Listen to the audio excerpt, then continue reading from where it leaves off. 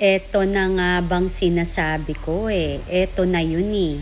'Di ba? Yung mga hindi nakikinig. Eto na. Meron kasi akong A1 na information na may nagsabi sa akin. Okay? Na dahil sa kagustuhan ng INC na ang prioridad natin or ng mga leaders natin is kapakanan ng bayan at mga taong naghihirap. 'Di ba? Against sila sa impeachment. Whether si VP Sara or si BBM ang i-impeach, ayaw nilang ma-impeach pareho. Kasi ang gusto nilang ma-focus is yung nangyayari sa ating bansa na pagbagsak ng ekonomiya, ang pagtaas ng mga bilihin, ng krudo, ng langis, ng gasolina at diesel. Tapos, ang ating mga leader walang ginagawa kundi sobrang hyper-focus more dyan sa impeachment. Ang balita ko, dyan sa HOR at sa Senate, kung sino man ang bobotong yes for impeachment ay magiging blacklisted na sa INC.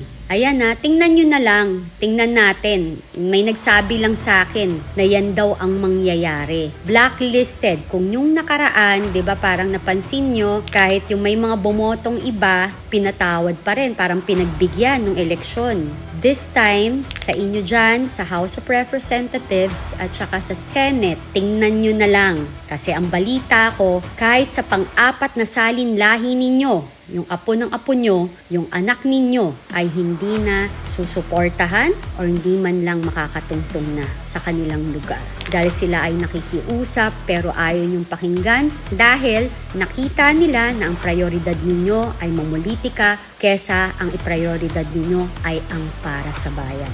So, nasa sa inyo na yan. Tingnan nyo na lang. Tingnan na lang natin kung anong mangyari. Nasa sa inyo kung you will risk it. Diba? Nasa inyo na yan. Kung gusto nyong hamunin, diba? Nag-announce naman.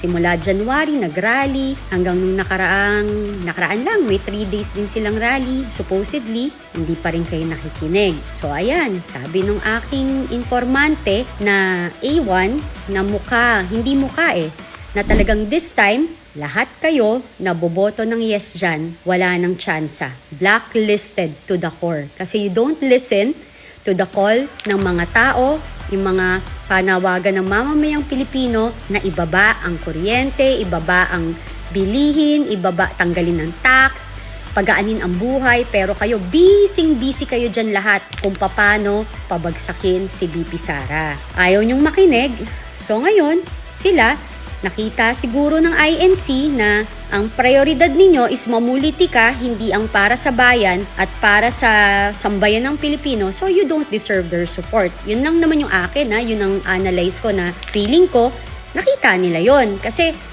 ang tagal na nilang pinagbibigyan kayo dyan So yan nasa sa inyo na yan. Tingnan ninyo, napaka-consistent ng INC. Nakikiusap sila, never silang nakisali sa politika. Kayong mga politician ang lumalapit sa kanila. So ngayon, kayo dyan, hindi nakikinig. Good luck. Blacklisted kayo.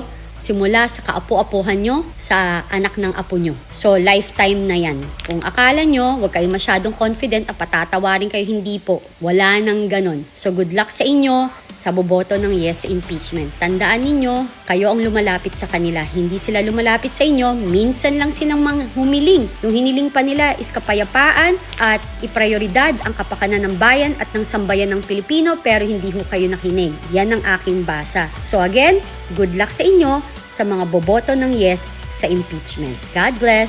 Magdasal na lang po kayo. Bye!